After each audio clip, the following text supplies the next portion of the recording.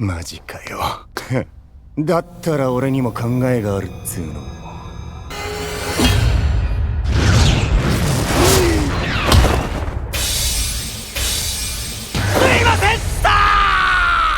土下座なんかこういうの見ると踏みつけたくなっちゃう。What's good, anime enthusiasts? Welcome to another episode of Werewolf Gnosia, where this one, a lot doesn't happen, but there's a lot of implications and things that have happened.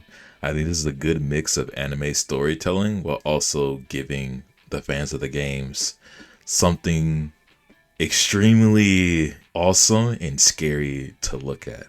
I think this anime just switched up genres immediately in like the last, not third, yeah, quarter.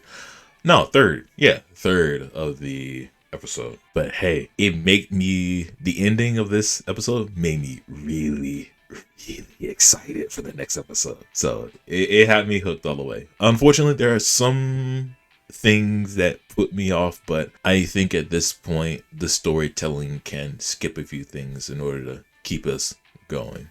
What about you, JD? You know how it is for me, man. I love Gnosia. I feel like they actually have a very interesting start because they drop us right into the middle of what seems to be a complete madhouse immediately, right? As a game enjoyer, I feel like this is a very new experience for me. You always start at the beginning of the loop and you always like have a complete understanding of everything that happened, no matter what, right?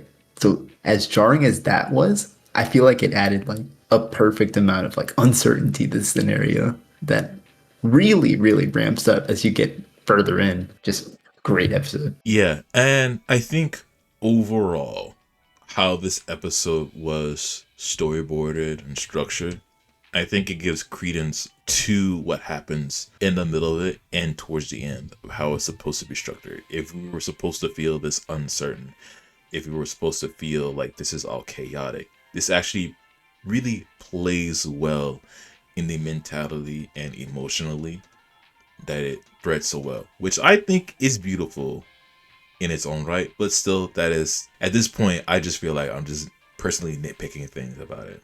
But it is still told excellently. But actually, before we even get into the meeting, we actually see Yuri on his bed looking at a silver key, mentioning that it got filled from meeting Otohime and Remnan. Hold on.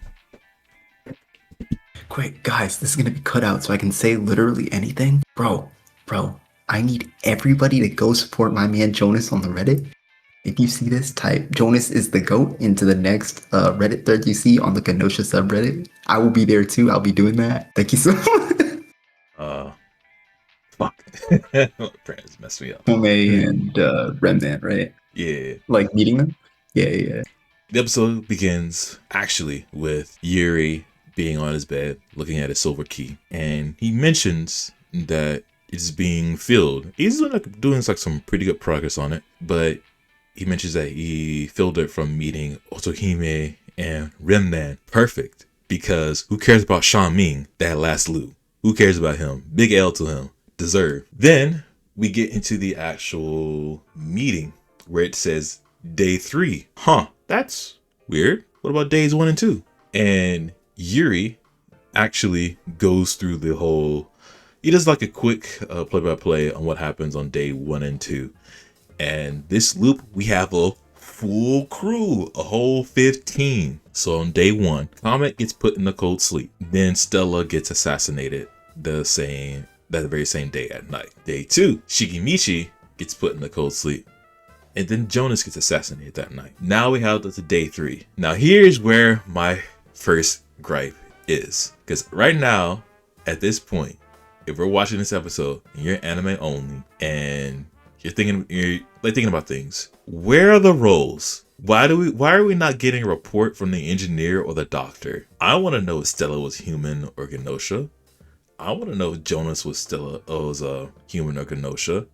I want to figure out if any of the engineers made an observation on anybody else. But no, we don't get the information. No, and there's the one thing that I always harp about in every game. Guys, why was Shigemichi voted out first? Guys, crewmates, do we want to talk about that? That had me a little steamed. I don't know. But we actually do get a new role that we figure out, which is the name of the episode title. Guard duty. What guard duty is? It's weird. To me, it sounds like a weird role to have. I wouldn't even call it a role. I would call it probably like a condition or some guarantee or like some twist to it. Guard duty essentially means that 2 out of the crew are confirmed to be human because they did not leave the ship when it was docked at Liyuan. So there's a 0% possibility they could have ever came into contact with the Gnosia, which gives a little bit of a story context for the role and what happens in the overall story. That sounds cool. So right now, our confirmed humans are Kukru and Remnan. All right, that's fine. And now on day 3, we get the reports. Yay! Chippy comes forward as engineer, claims that Setsu is a Gnosia. And I like how Stella frames this, because Stella fires back, but she doesn't say that she's engineer. She just says, hey, if you're making that claim, then it sounds like that you're the Gnosia. She never said anything about being an engineer. So internally, I wrote off that Setsu is not an engineer, but Chippy is an engineer. And now it sort of sounds like that maybe the engineer has been voted out or assassinated already. And then we get our doctor's report. Gina, interestingly, asks for the doctor's report. Rakio responds, saying that Shigemichi was human. Then Gina counters, saying that, hey, I investigated Shigemichi, and Shigemichi is a Gnosia. Now here's the funny thing. All in the previous episodes, there was always somebody else saying like, will the doctor engineer please come up and say anything? Now the actual roles are actually coming up to say things. So now we have a bit of a situation that Yuri explains. We have now 4 people that we can focus on. We have Gina, Rakio, our 2 doctors, Chippy, a lone engineer, and Shigemichi, who the doctors say were human or Gnosia. All 4 of these characters are Gnosia suspects. What do you think, JD? Do you think Yuri's onto something? No, he's absolutely cooking, right? And the first thing I need to say is, Soren, good looks. You brought up one of the, okay, not sequence breakers, but rule breaks from the game, right? Normally, a person cannot request for a report from their own role and then give their own report. So Gina looks kind of suspicious in my eyes just off that. I know not the game rules, but still. Yeah, and then we paying attention. No, exactly, right? It's just one of those things from before. It was like, if you look really closely, all the Gnosia have tells, and it's so interesting. I loved it. Okay, one sec. I gotta make sure I got this 100% right. Go ahead. Wow, I'm over here thinking about this super hard, and I forget. Shotming is just like, bro, let's just ask one of the confirmed humans what they think. The TLDR is like, Yuri is right that they can figure out who the correct Gnosia pair is as long as they know which one of the doctor's reports is correct, which seems kind of obvious, but is important to note for like everybody else, right? All they have to do is confer that information and it'll be all good. Now, here is where the episode starts to go off rails. Kukru calls out Sean Ming based on vibes. Now, remember, Kukru can't like speak or whatever. So Otahime is our translator. Otahime sort of understands body language and sign language. So through Kukru, she explains that, yo, Sean Ming, I just got a gut feeling that you ain't human. And then Setsu's like, yeah, you can't count out a human's gut feeling. I'm like, okay, hold on.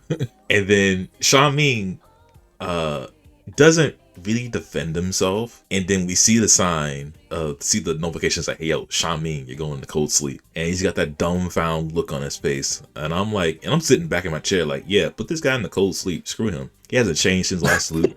And then he starts to beg on his knees, prostrating. Well put animation that shouldn't even be used on this idiot. And somehow he convinces everyone. We break the rules. We don't put Shaming in the cold sleep. He walks free. Levy doesn't do anything. Levy doesn't even say anything. Huh? What's going on? And you know what? I feel for Setsu. Setsu gets frustrated, angry that we broke the rules, and she's like getting worried that something just doesn't feel right. And then Yuri's just comes along, goes like, yo, it's all right. We'll just go back. We'll just loop. And Setsu looks at him weird like, what are you talking about? Are we not supposed to do our best each and every loop to get closer with these people? What are you saying? Even in this loop, this world line, these people have a right to live and to be cared for. And the Yuri's like, dang, you're right. I'm sorry, Setsu. Nah, Yuri, go into cold sleep for that. Nah, you. It's a great sequence. It's an amazing sequence. And I love everybody's reaction to Sha Ming like bowing down and just like making a complete wreck of himself, right? And you hear all the opinions. It's like, oh, we don't really have evidence for it. And it's like, oh, I'd rather have some like more confirmation. I don't really want to go off a gut feeling. And Yuriko is just like, this guy is so worthless that it doesn't matter if we like freeze him or if he gets taken out by Gnosia. Let's just let it happen, right? And oh yeah, right. We don't have any evidence. We're going off a gut feeling. It doesn't even matter. What about day one? Why did Kame get put out, huh? Tell me that, huh? Bro, justice for my boy Shigamichi. What did he say? How could you guys do that to my boy Shigamichi? There's no way. Oh yeah, now we switching up just because somebody begged for their lives and prostrated enough that you're like, he tried. It's okay. He can walk. Nah, stomp him out. Put him in the bin. I have to give credit to my boy Sean Ming though. My guy emoted for his life. He is an acting genius right there. God, man. But Yuri is by himself in his room. Remnant comes in, and Remnant says, hey, I need your help. Kukru insists on being around me. And Yuri is like, well, that makes sense. I mean, both of you guys are confirmed human, so it's good. And Remnant, he starts opening up. He's like, I'm like uneasy around her. She doesn't make me feel well, especially her eyes. And then they're talking about this in the elevator. And once we get off the elevator, we meet Otohime and the subject matter, Kukru. And Otohime speaks for Kukru. Kukru is speaking that, oh, no. This is the part where Otohime, they question Ultimate, how you can understand her? It's like, nah, I understand sign language and all that good stuff. And she'd be able to be like a translator. And they're in the virtual room. It's the big open field. And while Otohime and Yuri are off to the side talking, there's Kuku and Remnen. They're sharing a moment. It's a cute little moment. It's the same where Yuri and Kukru shared last loop where Kukru is making the flower crown, puts it on top of Remnan, and then Remnan gets triggered hard. There's blood flowing from the top of his head. He's like freaking out. He looks at Otohime and Yuri and he sees like something else. And in my notes, I'm putting down like, yo, this man is having like a PTSD war flashbacks, possibly something from his AI planet, something from his past. He freaks out and he's just gone. I was terrified because he was wearing like a crown, right, of flowers, but there was like a thorn on it, and he saw that tiny drip of blood, and he immediately started bleeding in his own mind. Everything went black and white, and there was this visage and like the sound of laughter in his ears consistently, and like an image of some woman with like a bob sitting on a throne, right, just laughing. And I think there were like two. It was wild, and that was pretty much one of the first things we learn about Remnant from the point of view of Remnant at all, right? Like last episode, he didn't say anything. So this is just like the most jarring introduction we could get to him. Yeah, bro probably has the worst horrific backstory we could ever learn about. And now we get to learn a little bit more about Kukru from other people as Yuriko meets Yuri outside of the virtual space. And again, Yuriko is being more abstract and everything, but this time we can actually understand is that Yuriko says, hey, don't let that thing, quote unquote, this is true. Yuriko calls Kukru a thing. Don't let that thing's beauty beguile you. And she says like, yeah, Kukru is different. And I'm like, huh? Is Kukru not human? Is she an AI? Is she something like doll thing because she can't speak? Is she a robot? What are these? I have so many questions, Yuriko. And Yuriko will never answer, unfortunately. Because she got assassinated, thank God. I mean, not... That came out. First, my boy Jonas gets off screen, and then my girl Yuriko gets wiped in the one episode we see her in. Oh no, bro. I was in doom and despair. I was a puddle in my couch watching this episode. The Gnosia heard Yuriko talking smack about Kukru and we're like, bet. So we get into the meeting, and as we're talking, we figure out that the guardian angel, whoever they are, they keep failing at their job as they really aren't protecting anybody. Kind of makes sense. There's like so many people to choose that you're just randomly picking who might be out, especially with so little information being given. And Chippy was about to give a report, and Rakio was like, whoa, hold on. Why don't we just send you, Chippy, in the cold sleep instead? Because here's the thing. Between Rakio and Yuri, they give us a spiel. Thank God, finally we get more information. That Shikimichi also claimed to be engineer, but he's in cold sleep. We have another engineer though, and that's Chippy. But the doctors in the previous day said that Shikimichi was either human or Gnosia. Well, it's two different reports. So we can be safe and assure at least one Gnosia is out for sure if we just put Chippy in the cold sleep. Sure, we're down to engineer, but at least we're guaranteed that one Gnosia is out, which makes sense. It's like a perfect play, right? Even if Chippy was engineer, him refusing to agree to this puts him in like the most obvious you are Gnosia territory ever, right? And as soon as Chippy gets confirmed, we also get whoever was like in his pair as the opposite. And then we can axe him out as like fake doctor, right? Mm-hmm.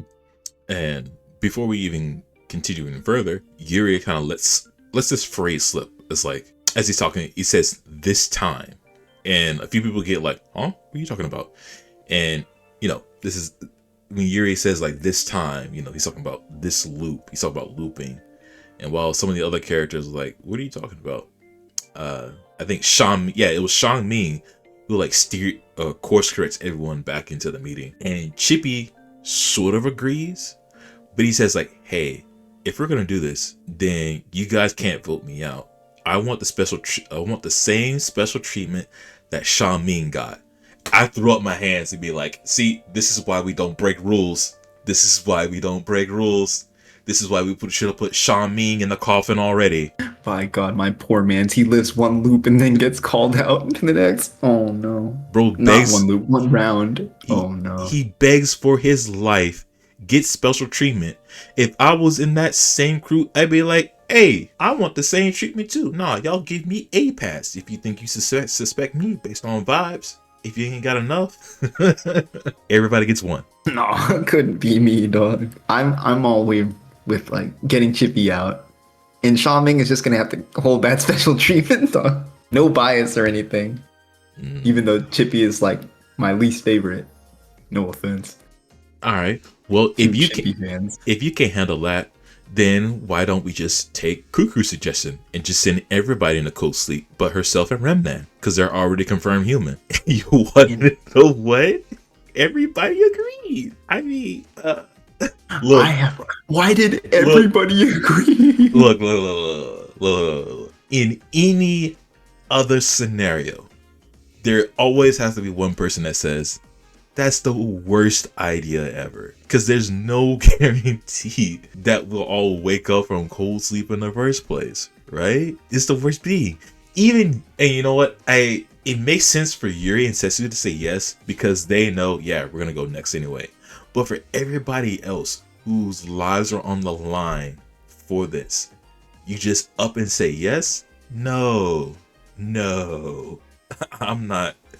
You can fight me. You have to knock me out in order to put me into cold sleep. No, and like I completely get it. I think this is the perfect point where anybody could say like, okay, everybody go cold sleep except the two people that are like alive, not alive, absolutely confirmed human. And this was the solution that was brought out back in like episode 6, right, by the community, right, where there was like a tie between like Rakio engineer and like Yuri guardian angel, or my bad, Yuri and Rakio both claiming like guardian angel that loop because nobody could like figure out how to break the ties perfectly. They would just send everybody to cold sleep, and that's pretty lazy. But in this situation where there's not a concrete way to confirm everybody's like place, it actually is a pretty easy idea to just like cut the ambiguity out. So my problem with it is that if this was a game and there was you don't have any stakes in this. If you're like playing the game as you're trying to go next.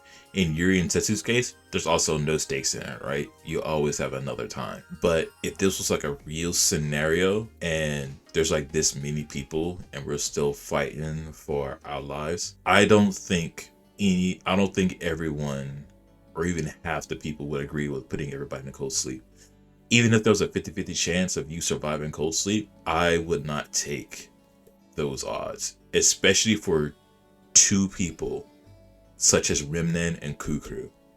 People who I don't know, first of all. And even if you've given me like 4 days to get to know them, I still would not want to go with that option. And this is definitely like a completely valid concern, right? And that should be the mindset that everybody has if they're like playing for real, not playing for their lives for real. But I believe the actual chance for dying in your cold sleep is very, very low. Rakio makes a big deal out of it in the first episode where it's like possible to die. But you have guys like Jonas who like survive cold sleeps multiple, maybe hundreds of times throughout their lives. I do think it's actually kind of suspicious for people to be against the idea here. I can't think of a reason why like anybody would disagree. And if you're Gnosia, or if you disagree, you just paint yourself as Gnosia, right? Yeah, but it depends on the odds of surviving cold sleep, right? That's my biggest issue, is that if the odds are heavily against you surviving cold sleep, I would still say no. If the odds were still in my favor, maybe. If the odds were 80-20 of surviving, like 80% chance I live, I would hesitate, but I'll take that chance. The closer we get to 50%, the more I'm going to say no. No word. And I love Setsu. Setsu at the end of a rope is just like, hey, Remnan, I know you don't like the idea. Remnan is one of the people who like said, hey, I don't really like the idea. Despite being definite human, I think he's the only person in the room who could be like, yeah, this is a bad idea. Let's not do this and not get suspected afterwards. Setsu was like, hey, Remnan, I know you don't like it, but please, we kind of screwed around too much. This is the only way to restore order. And I feel for them, man. Sucky loot. Unlucky. Mm-hmm. And even Setsu mentions that she hasn't seen this play out this way before, but she thinks it's a peaceful resolution. I'm like, huh, that's kind of odd, Setsu. You kind of suck at the game. Anyway. me saying that when I haven't played the game myself. Anyway. I have this one particular note in here, but we'll get to that towards the end because I have a lot to say about the result screen. But we do go next. The ending actually plays, but there's like several minutes left in the episode, and a glitch effect happens, and we sort of wake up out of cold sleep. And when Remnan is the one that wakes us up and he's freaking out, and Yuri's like, he's like disoriented. The whole scene is red, and he looks over to the side and he sees like a lot of the cold sleep bins are like destroyed, and he sees SQ impaled by a pole. And then we see Kukru coming out of a hole in the wall on the far side. She's got her hair, her bangs covering up her eyes. She's walking slowly like Pyramid Head, dragging a huge pipe. And she starts packing everyone up. Like, nah, y'all ain't going to cold sleep. Y'all going 6 feet under into deep space sleep. Like, she comes up to Yuri. Yuri, like, ducks out of the way. Kukru takes that pole, slams it into SQ's cold sleep bin, kills her immediately. I was like, oh, nah. What is this child? Who let her on this ship? You know what, Remnan? Props to you, man. I understand. I don't want to be with her alone. No wonder why you didn't want to send everybody into cold sleep. I understand. You should have said so in the beginning, my friend. No, it's something straight out of like The Walking Dead or like Saw or something like that. There's bodies hanging up, like fragmented. Sorry. There's bodies like hung up with the fragmented, broken bits of the machine. Right? There's holes everywhere. Everything's on fire. Yuri's freaking out, trying to figure out what's going on. And in his rush, he tries to open up Setsu's pod to get her out, to get them out before something happens. And Kukrushka doesn't even hesitate. Boom! Straight through, stabs her through the chest. My poor girl Setsu, bruh. And now Yuri's on the chase, trying to get away from Kukrushka before he ends up just like them. Mm-hmm. Oh my god, this sequence. He's getting away. It's like she's possessed. As he's getting away, Yuri goes like, hey, Levy, lock everything down. Levy's not responding. Levy's unresponsive. He's running through the hallway. Even Gina's like, hey, we can escape out in this deep space through the airlock and everything. She's got a helmet on and everything. And Yuri's like, I ain't got time for this. Just go. Kukru is on demon time. Hits the panel, immediately tears open a hole where Gina is, sends her out into deep space without that helmet. She's gone immediately. And then Yuri finally making to the escape pods at top with Remnan. And they don't take off immediately, but you know, the AirPods got some things it needs to do and to start up. And Remnan just starts opening up, he starts talking. It's like, man, we all went into cold sleep, and we're just me and Kukru alone. She went berserk. She started killing everyone. Man, I don't want to be in this. I used to be somebody's property, somebody's pet. And you're just like, bro, what are you even talking about? Somebody's after me. Kukru, she was just like them. Kukru's not it, but she has the same eyes, the same evil smile. And we really get to see like Remnan's past and everything of what this man went through. This woman, this demonic individual of a person sitting on the throne just looking down on him. I'm like, bro, I don't know what you went through on your planet, but I'm glad that you got out. And Kukru is just not even a person anymore. It's just some entity being thing. And what's worse, we don't escape. Because once the escape pod gets down to 1, it keeps repeating 1. The metal bends. Kukru pulls around saying, I'm here. And then we die. And we officially go next, for real. Without saying a single word. This whole sequence was brutal. And, okay. Bro, wait, hold on. I gotta say, why did Kukru lick her lips like that? Bro, that's sadistic. Bro, she can't even say anything, but she had fun. Is this what she meant when she said, I want to play to Remnan earlier? Jonas? Who was this girl again? What were you doing that loop Jonas again? has some explaining to do. Maybe Jonas knows something that we don't.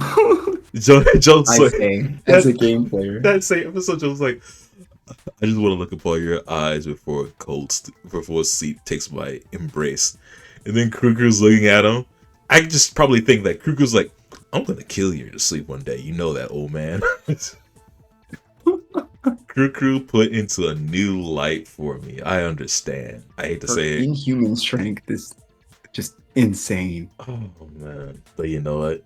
We do go next. And man, we wake up, we post purple with red eyes. Comet rolls up, he's like, hey, welcome to the world of Gnosia, baby. I'm ready. I'm ready to be on the other side. I'm excited. I can't wait to start assassinating people. Well, okay, I can't wait for Yuri to start assassinating people. Man, I'm trying to feel the episode through Yuri. Hold up. Imagine it. You go through the nightmare, the most like terrifying loop ever, and then you wake up and it's just like, hey, it's your turn, buddy. Welcome to the bad guys team. I don't know how Yuri is gonna do in this first Gnosia loop, but it's the moment we've all been waiting for. Also, we got a new ending. And I want to count this as the Gnosia ending. While we're playing as Gnosia, we get to see all the characters like go into their Gnosia forms and like a very cool looking illustration. It's pretty amazing. I dig it. No, it's a really good ending. I think I'm gonna put it above the first ending, but I feel like that's what everybody's gonna do right now. The fast rap breakbeat really does like do something for me. Now, even though that's the end of the episode, I do want to highlight the results that we got in the episode before we sit everyone in a cold sleep. As you all can see from this picture that I'm going to put up for this review, the Gnosia were Otohime, Chippy, Comet, and Gina. I will also like to point out for everyone, we hit the 1 in 15 of putting Comet in cold sleep. Okay, if on day 4 we actually put Chippy in the cold sleep off of that, we had a fighting chance. We literally had a fighting chance to get through with this.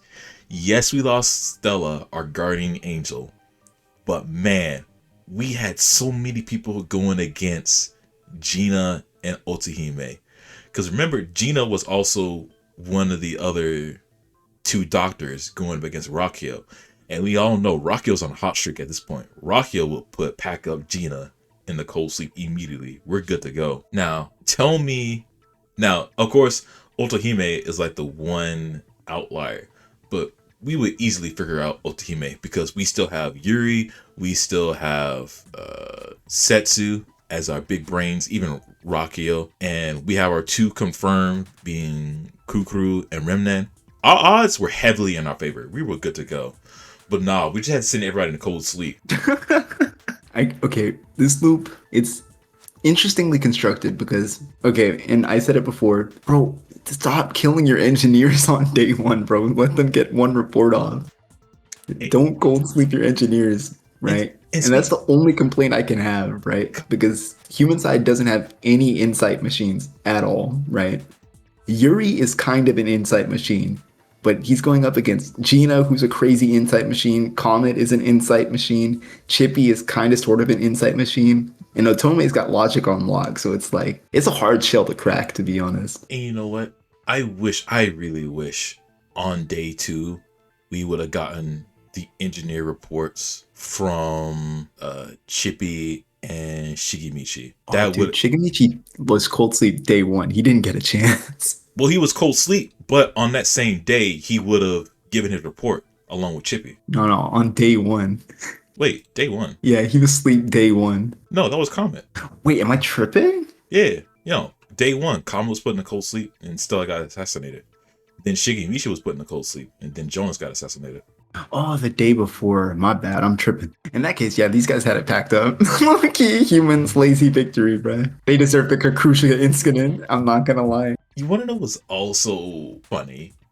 Now that I just thought about it, because everybody was being put in the cold sleep, the only other Gnosia that was still living during the whole horror scene was Gina. She was trying to escape. Kukrushka said, yo, Gnosia or not, you getting packed up. No, seriously. Oh my god. I can't even imagine it. Even the Gnosia were scared of Kukrushka. That event in game is so sudden, right? Because Remnan wakes you up, and you and Remnan are the only ones still alive, and Kukrushka catches you inside the cold sleep room with him, right? Everybody else is supposed to be sent out in deep space, right? In the anime, they went full yandere instead, so it was so bloody and beautiful and vicious, and God, it just did that scene justice. Oh Oh my gosh. Glad y'all got a good scene to look at. Unfortunately, Kakrushka just skyrocketed in my character tier just on that scene alone. Oh my god. You're telling me that she has demon mode? All right, you got a girl or it thing, whatever you are. Yeah, right. But with it, y'all, that's it. That's pretty much the end of the episode. That's in the review. We talked about everything that we want to talk about. Comment down below what y'all think about the episode. Comment down below if you couldn't sleep that same night, thinking Crucial is about to gank you in your bed. Who knows? But if nothing else, JD? I'm all good, man. Protect yourselves from Kakrushka. I heard she doesn't like garlic.